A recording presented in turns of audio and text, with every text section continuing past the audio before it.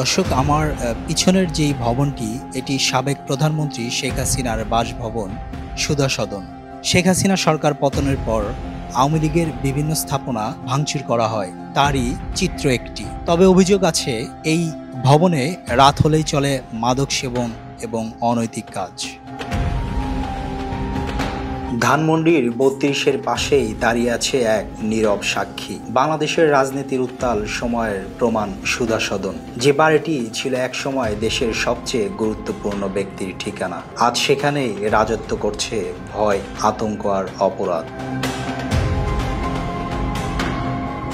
৫ ফেব্রুয়ারি সেই ভয়াবহ অগ্নিকাণ্ডের পর থেকেই ফাঁকা পড়ে আছে বাড়িটি। ৪ তলা ভবন জুড়ে এখন শুধু ভাঙা টাইলস, পোড়া আসবাবপত্রের ছাই আর ছড়িয়ে ছিটিয়ে থাকা সিগারেটের শেষাংশ। আর এই ফাঁকাই দিয়েছে অপরাধীদের অবাধ বিচরণের সুযোগ। এই ভবন এখন কিশোর গ্যাং, মাদকসেবী আর অপরাধীদের অবাধ স্বর্গভূমি। দিন হোক বা রাত হোক, প্রতিটি ফ্লোরেই চলে মাদকের আসর। অস্থায়ী টয়লেট, ছড়িয়ে থাকা সিগারেট, মাদকের বোতল আর তার চেয়েও ভয়াবহ কিছু অনৈতিক কর্মকাণ্ডের আসর।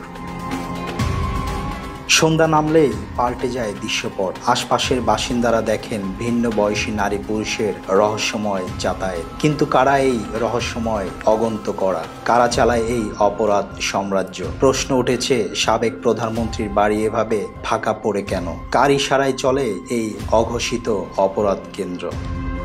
অস্থায়ীরা বলছে এখানে চলে অনৈতিক কর্মকাণ্ড আর পুলিশের কোনো খবর নেই। এখানে সারাদিন রাত পর্যন্ত সারা বিল্ডিং ফাঁকা থাকে, তো এখানে নানান ধরনের নাশকতা হয়, অনৈতিক কাজকাম হয়।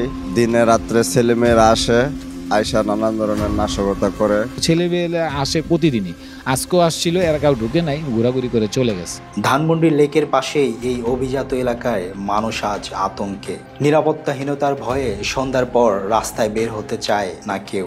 এই ভবন কি বলে অপরাধীর আখড়া, নাকি তৈরি হচ্ছে বড় কোনো ষড়যন্ত্রের ভিত্তি?